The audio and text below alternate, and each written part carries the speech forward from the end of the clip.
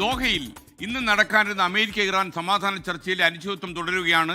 ചർച്ച നടക്കുമെന്ന് American president Donald ട്രംപും എന്നാൽ ചർച്ചയുടെ കാര്യം തീരുമാനിച്ചിട്ടുള്ളത് ഇറാനും പ്രതികരിക്കുകയാണ്.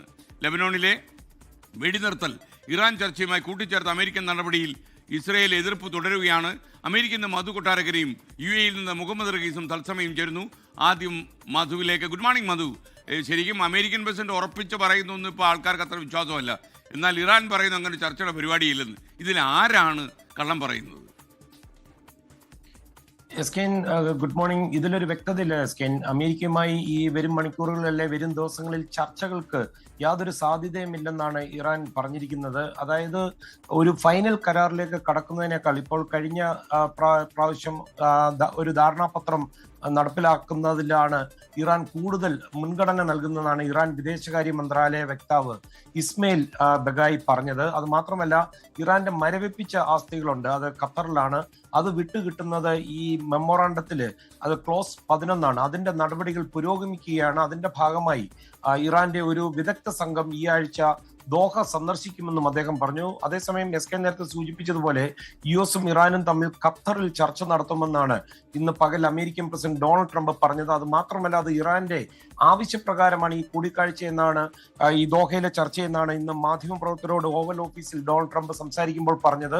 മുൻ ചർച്ചകളൊക്കെ നയിച്ചത് സ്റ്റീവ് വിറ്റ്കോഫും അതുപോലെ ട്രംപിന്റെ മരുമകൻ ജാർഡ് കുഷ്ണറുമാണ്. ഇവർ ഇതിനായി ദോഹയിലേക്ക് തിരിക്കുന്നതായിരിക്കുമെന്നുമാണ് ട്രംപ് പറഞ്ഞത്. പക്ഷേ ഇതാണ് ഇപ്പോൾ ഇറാൻ നിഷേധിച്ചിരിക്കുന്നത്.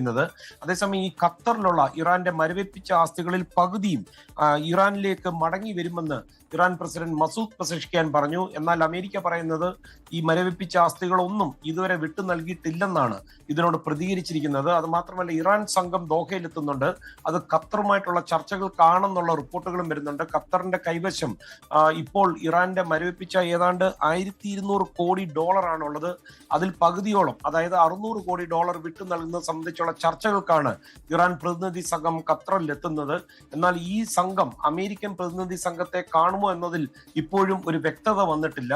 അതേസമയം എസ്കെൻ, ഈ ഹോർമൂസ് കടലെടുക്കുമായി ബന്ധപ്പെട്ട് ഫ്രാൻസിനും ഒമാനും ഇറാന്റെ ഒരു മുന്നറിയിപ്പ് പോയിട്ടുണ്ട്.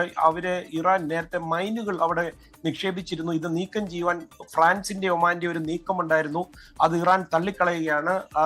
പ്രകോപനപരമായ യാതൊരു കാര്യങ്ങൾക്കും മുതിരരുതെന്നാണ് ഇറാന്റെ ഡെപ്യൂട്ടി വിദേശകാര്യ മന്ത്രി കാസിം ഗരീബാദി പറഞ്ഞത്. മൈനുകൾ നീക്കം ചെയ്യുവാനൊക്കെ ഇറാൻ അറിയാം, അതുകൊണ്ട് മറ്റൊരു രാജ്യത്തിന്റെയും സഹായം ആവശ്യമില്ലെന്നാണ് ഗരീബാദി പറയുന്നത്. എസ്കെ നേരത്തെ സൂചിപ്പിച്ചതുപോലെ ഇസ്രായേലിന്റെ വിയോജിപ്പ് ഈ ഇറാൻ അമേരിക്ക കരാറിൽ വീണ്ടും പരസ്യമാകുകയാണ്. ഇസ്രായേലിന്റെ എതിർപ്പ് വകവെക്കാതെയാണ് ട്രംപ് ഇറാൻ സംഘർഷത്തെ ലെബനൻ വിഷയവുമായി കൂട്ടിച്ചേർത്തതെന്നാണ് ഇസ്രായേൽ പ്രതിരോധ മന്ത്രി ഇസ്രായേൽ കാട്സ് പറയുന്നത്.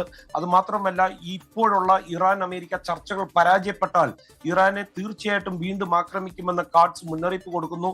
അതുകൂടാതെ ഹിസ്ബുള്ളയെ പൂർണ്ണമായിട്ടും ഇല്ലാതാക്കുന്നത് വരെ ലെബനനിൽ തുടരുവാൻ അമേരിക്കയുടെ പിന്തുണയുണ്ടെന്ന് കാട്സ് അവകാശപ്പെടുകയും ചെയ്യുന്നുണ്ട്. S K. Okay, thank you Madhu Kottarakkara.